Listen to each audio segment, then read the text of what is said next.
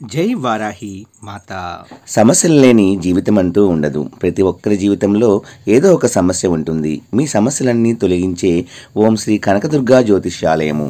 విద్య, ఉద్యోగం, ఆర్థిక, కుటుంబ సమస్యలు, ప్రేమ, పెళ్లి సమస్యలు, వ్యాపార సమస్యలు, ఇలా ఏ సమస్యకైనా పరిష్కారం చెప్పబడును. అలాగే స్త్రీ పురుష వశీకరణము ప్రత్యేకంగా చేయబడును. Phone number 6302400814.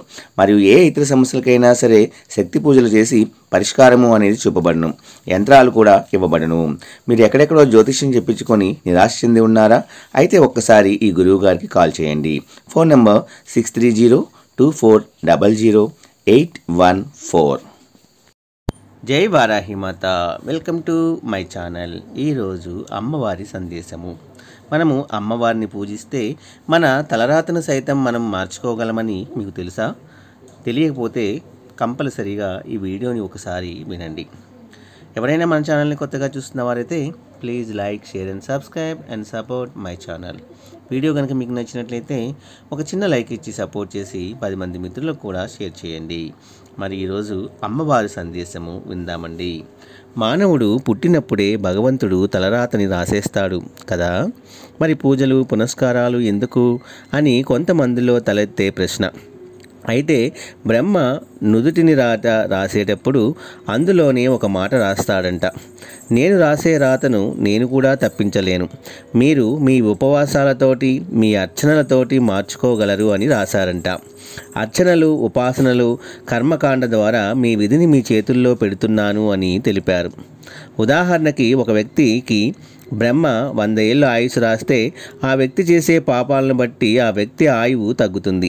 ఈ తగ్గిన ఆయువుని తిరిగి పూడ్చుకునే శక్తి కూడా మన కర్మకాండ ద్వారా చేసుకోమని బ్రహ్మ చెప్పాడు. పురాణాలు శ్రద్ధగా వింటే ఒక్కొక్క అక్షరం మన పాపాలను తొలగిస్తుంది. పూర్వము విభుముఖుడు అనే రాజు ఉండేవాడు.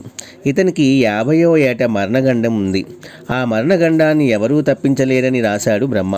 అతని అదృష్టం బాగుండి ఒక గురువుని ఆశ్రయించి గురువు చెప్పినట్లు అర్చన, మృత్యుంజయ జపం చేసి చావవలసిన వాడు బ్రతికాడు.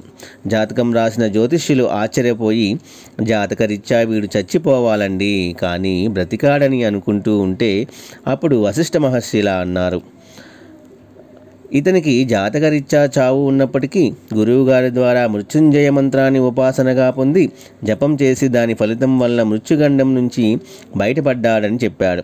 కాబట్టి బ్రహ్మ రాసిన రాత బ్రహ్మ మార్చడు. కానీ మనం ఇలా పురాణాలను శ్రద్ధగా వినడం, మంత్రాలను చదవడం, ప్రదక్షిణలు చేయడం వలన చాలా వరకు బ్రహ్మరాత పాతది తొలగిపోయి కొత్తది వస్తుంది.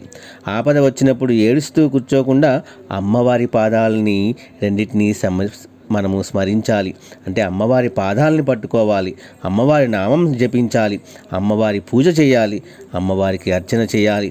అమ్మ పాదాలను స్మరించడం వలన బ్రహ్మ వంటి దేవతలను మనకు సేవకులను చేస్తుందట. అమ్మ తలుచుకుంటే బ్రహ్మ వంటి దేవతలనే మనకి సేవకులుగా మారుస్తుంది. 128 ఏళ్ళ ఆయువు ఉన్న దుర్యోధనుడు ద్రౌపదిని జుట్టుపట్టి దుశ్శాసునితో ఈడ్పించడం వల్లనే చేసిన పాపానికి 60వ ఏట చనిపోయాడు. కాబట్టి ఆయువు ఉన్నప్పటికీ, బ్రహ్మ రాసినప్పటికీ చేసిన పాపానికి నశించాడు. అదే పుణ్యం వలన రాత మార్చుకొని సుఖంగా బ్రతికిన వాళ్ళు ఉన్నారు. అందుకని ఏ కష్టం వచ్చినా బ్రహ్మ నాకు ఇలా రాశాడు అని కృంగిపోకుండా ఆ రాతను మార్చుకోవడానికి పూజలు, దానాలు, ధర్మాలు, పేదలకు సహాయం చేయడం శ్రేయస్కరమని పురాణ వచనము. కాబట్టి ఇప్పటికైనా తెలుసుకోండి, మనము అమ్మవారిని గనక మనము పూజిస్తే, జపిస్తే, పూజలు చేస్తే మనకి తప్పకుండా జరగనిది అంటూ ఏమీ లేదు. మనం కోరుకున్నది అంతా కూడా తీర్చేది అమ్మవారే. అమ్మవారే అయ్యవారికి చెప్పి కూడా మన యొక్క కర్మలను కూడా తగ్గిస్తారు.